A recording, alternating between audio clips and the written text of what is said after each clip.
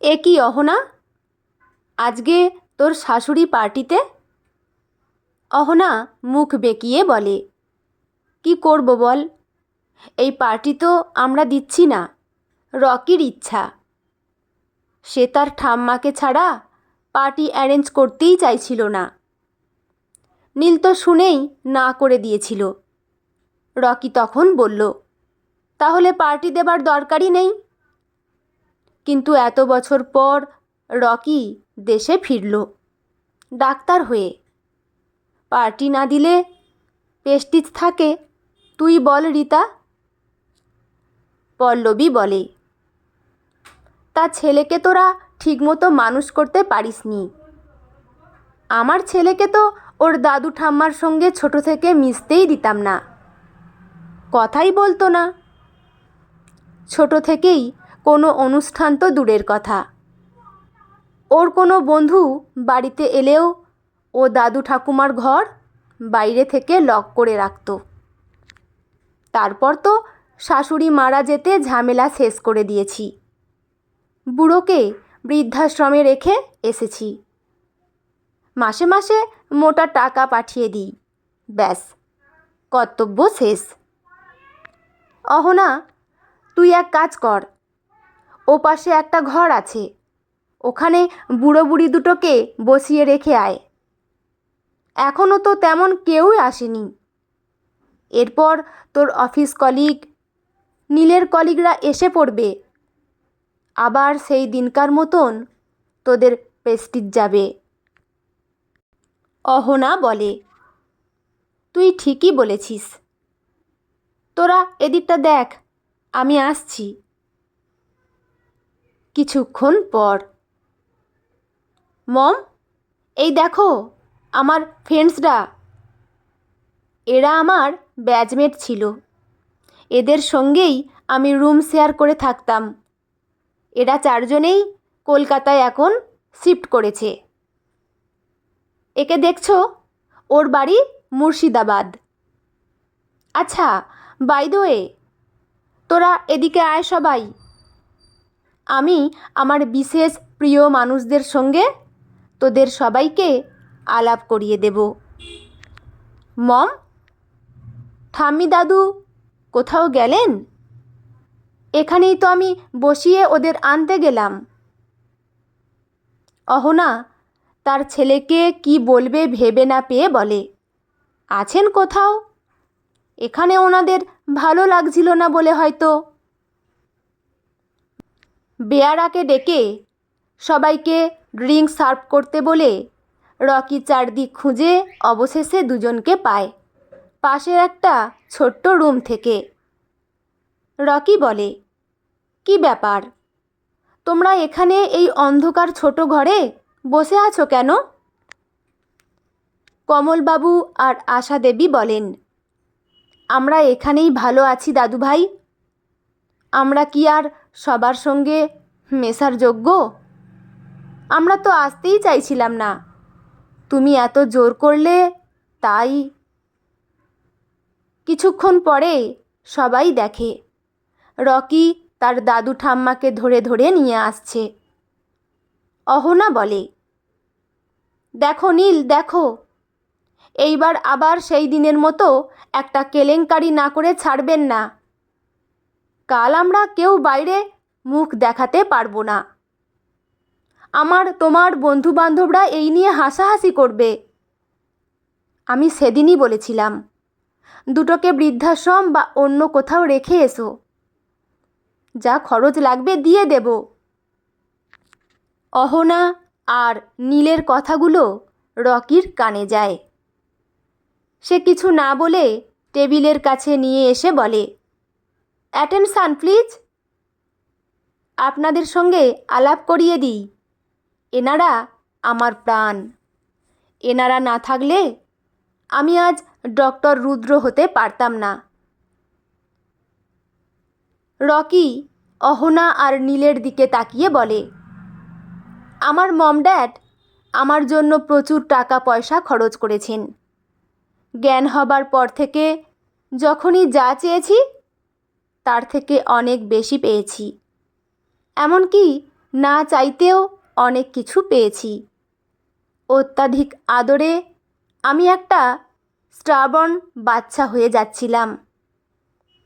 আমার mom dad আমাকে সময় দিতে পারতেন না বলে ওনারা প্রয়োজনের থেকে অতিরিক্ত টাকা দিয়ে আমাকে ভরিয়ে দিতেন।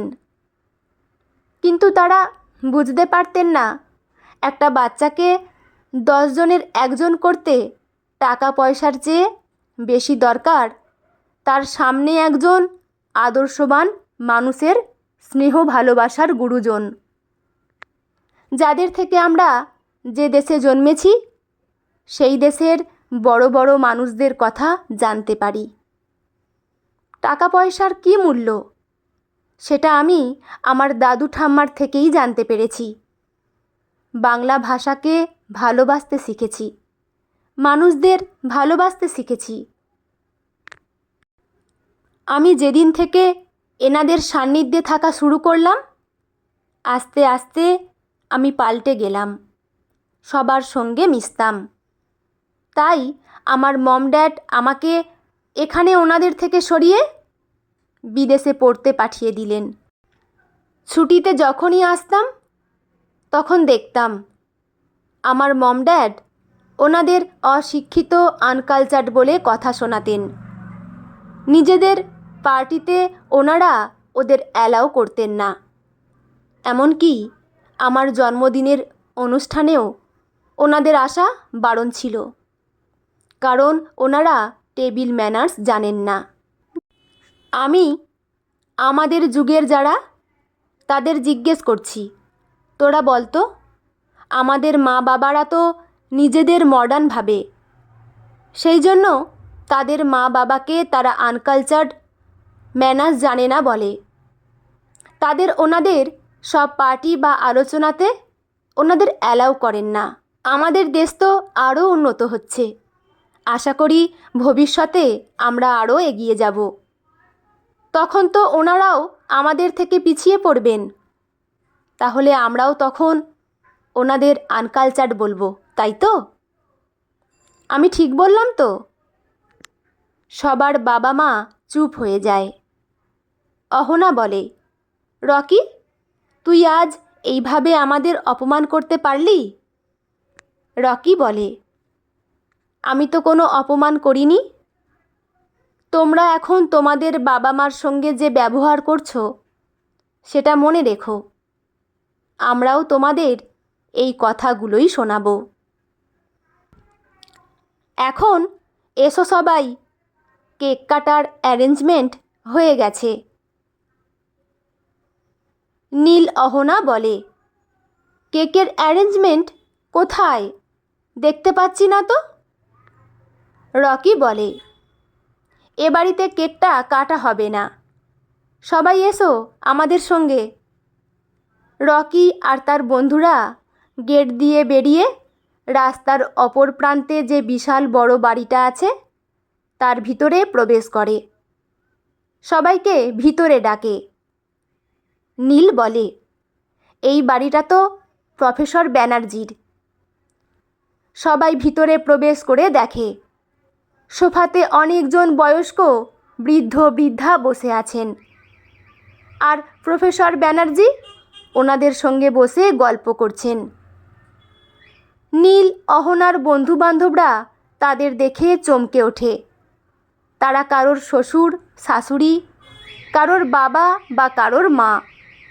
রকি বলে, এ হলো জয়, প্রফেসর দাদুর নাতি। রকি আর তার বন্ধুরা বলে, আমরা আজ এনাদের নিয়েই কেক কাটব। কেক কাটার পর সর্বপ্রথম কেকের টুকরো নিয়ে সবাই সবার দাদু ঠাকুমাকে খাওয়ায়। একটু পরে রকি বলে, আমার একটা অ্যানাউন্সমেন্ট আছে। সবাই ভাবে এ আবার কি বলবে কে জানে। বুড়ো বুড়িগুলোকে পার্টিতে নিয়ে এসেও ছেলেগুলোর শান্তি হয়নি। রকি বলে, জয়ের সঙ্গে তো তোমাদের আলাপ হয়েছে। জয় আর আমরা বন্ধুরা মিলে প্রফেসর দাদুর বাড়িতে, অবশ্যই প্রফেসর দাদুর ইচ্ছাতে, আমাদের সবার দাদু দিদা ঠাকুমার সঙ্গে কোয়ালিটি টাইম স্পেন্ড করব। পার্টিতে উপস্থিত বড়রা বলেন, মানে তোরা কী সব বলছিস? রকি আর তার বন্ধুরা বলে, তোমরা যা শুনলে সেটাই। তোমরা তো ওনাদের আনকালচার্ড বলে ওনাদের সময় দাও না। হ্যাঁ, আমরাও কাজে ব্যস্ত থাকব, যেটুকু টাইম পাবো। এনারা যতদিন বেঁচে থাকবেন ততদিন আমরা এদের সঙ্গেই থাকব। নীল বলে, তোর ডাক্তারির কি হবে? আমেরিকা থেকে যে এত বড় একটা অফার পেলি? রকি বলে, শুধু আমি একাই বিদেশ থেকে অফার পাইনি ড্যাড, আমার বন্ধুরাও কোনো না কোনো বড় জায়গা থেকে অফার পেয়েছে। আমরা বিদেশের অফার ক্যান্সেল করে দিয়েছি ড্যাড। আমরা সবাই এই কলকাতার আশেপাশেই কোনো হসপিটালের সঙ্গে যুক্ত হব। বিদেশে চাকরির চাইতে আমাদের জেনারেশনের দরকার মাথার উপর গুরুজনদের আশীর্বাদের হাত।